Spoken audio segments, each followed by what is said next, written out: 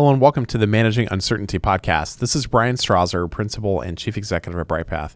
And in this episode, our 160th, I want to talk about our origin story. I want to talk about how Bryghtpath got started back in 2014. And I want to set the stage for this because in 2014, I was in year 21 working for a Fortune 30 corporation. I was a successful crisis management and business continuity leader. I was leading a program that had global scope and scale. I had a large and talented team of about 42 folks in 2 countries that I would say was the envy of the industry at the time. And I was managing, among other things, on my crisis management team, 2 global security operations centers that were widely perceived as the best in class in our industry. And to understand what drove me to make this risky decision, I got to go back to really the beginning of the story. And the beginning of the story is in the early 90s. I grew up in West Central Indiana, in very rural Indiana, and I started my career there in law enforcement. And after a couple of years, I joined the company I would stay with for 21 years, a large Fortune 30 retailer in loss prevention. And I spent 11 years in assignments with progressive levels of responsibility, mostly in the Midwest and the Northeastern United States. And I was really focused on keeping my team safe and our product in the stores for customers to purchase. By the time we get to September 11th, 2001, which is a significant career pivot time for me, I didn't recognize that for what it was at the time. In my role at the time, we had always had a focus on keeping the team and our customers safe when they're in our stores and facilities, but we never really focused on anything that actually looked like crisis management. 9/11 forced us to start thinking about how do we do this on a large scale and tactically on a small scale as our roles began to pivot within the organization. At the time of the attacks, I was leading most of New England from a security perspective for my employer.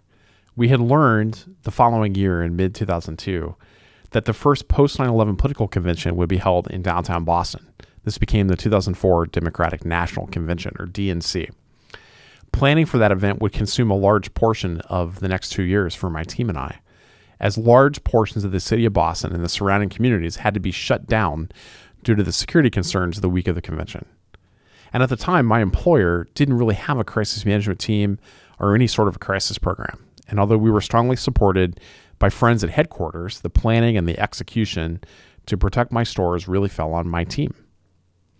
It wasn't long after the convention wrapped up that I was invited to come to headquarters in Minneapolis and St. Paul, where I live now, as a part of a newly established crisis management team for my employer. I'd spent just over a year in that job starting in 2005. I helped build the organization's first global security operations center, and I led the company's efforts to respond to Hurricane Katrina before moving into a few new leadership roles over the next 2.5 years. I worked on other things, basically. Despite only a year in the role, I found I loved the work, developing plans and capabilities, helping business units improve their resilience, and assisting teams in far-flung locations work through some really challenging situations. That was my bread and butter. I got to spend 2006 through 2009 really working on some fun and difficult problems, but I found myself missing the chance to deal with significant disruptions and crisis situations.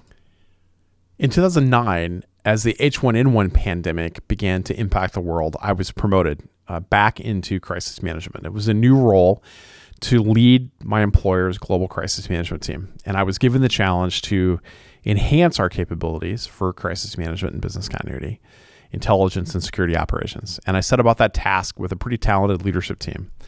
Over the next couple of years, we built a second global security operations center in India, a new team for global intelligence, and we grew our capabilities for continuity, crisis management, and centralized security operations. I found the role incredibly difficult, but also incredibly rewarding. I found I enjoyed being in the middle of a crisis and helping our team and individual team members in some of their worst professional and personal situations. I was surrounded by others who thrived doing that kind of work, and together we were able to accomplish a great many goals that we set out for the organization. By 2014, I had spent 20 years at the retailer, and I was wrapping up my MBA at the University of Minnesota's Carlson School of Management. I'd also found myself at a transition point. I had a new leader that wanted to take the team and capabilities into directions I didn't agree with, and I was mentally ready for a new challenge. A few days before graduating with my MBA, I resigned my position and started Bryghtpath. I'll admit now, 8 years in, that I really didn't know what I was doing. My positioning for Bryghtpath was all over the place, rather than being as focused as we are today on our practice domains of crisis management, business continuity, and crisis communications. Just a few weeks after launching Bryghtpath, I was having a drink with a former colleague who asked me what my intentions were. I said, well, I want to rebuild the team of great folks that we loved working with and make that the core of a new company. Essentially, I wanted to get the band back together. And in a lot of ways, that's what we've been able to achieve here at Bryghtpath. We've built a team of folks that are fun to work with, who are the absolute experts in the things that we do.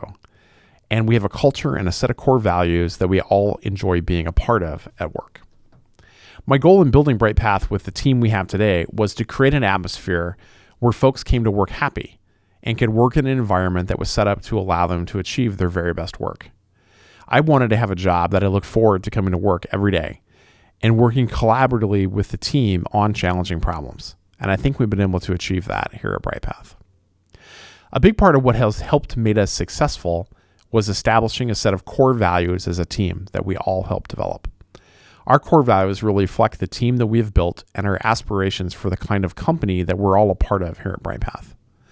We state that about our core values that we act and think according to these values. And I firmly believe that to be true. They're the cornerstones of the unique culture that we've built here. As a team, we've also taken the time to lay out very clearly how we work, specifically documenting the philosophies around how we approach our work, our rules of engagement with each other, and our expectations. For example, in our How We Work document, it begins with this statement: that we have high standards and expectations of our organization and of our team. We acknowledge that having high standards and expectations of our company and of our team is a challenge, but it is one that attracts and motivates members of our team to our organization. The quality of our team is as high as can be expected. Our team has high expectations of each other, and we endeavor to hold each other to those expectations. As Bryghtpath CEO, I expect my team to challenge me when I don't meet those expectations, and I'm gratified that we've been able to create a culture where doing so is not only acceptable, but encouraged. Here at Bryghtpath, your career doesn't depend on some bullshit coffee status meeting that you did or didn't have with somebody whose role doesn't even intersect with the work your team does. We've worked hard to create a culture that attracts a team that represents the core values of our organization, that's committed to working differently, and are generally fun folks to be around. Bryghtpath turned 8 in May of 2022, just a few months ago. And I still get up every single day excited about the challenges ahead and the opportunity to work with each member of our team. I'm fulfilled by their professional growth and our work to help our clients navigate their resilience journeys. And I can't wait to see what the next 8 years holds for Bryghtpath. That's it for this edition of the Managing Uncertainty podcast. We'll be back next week with another new episode. Be well.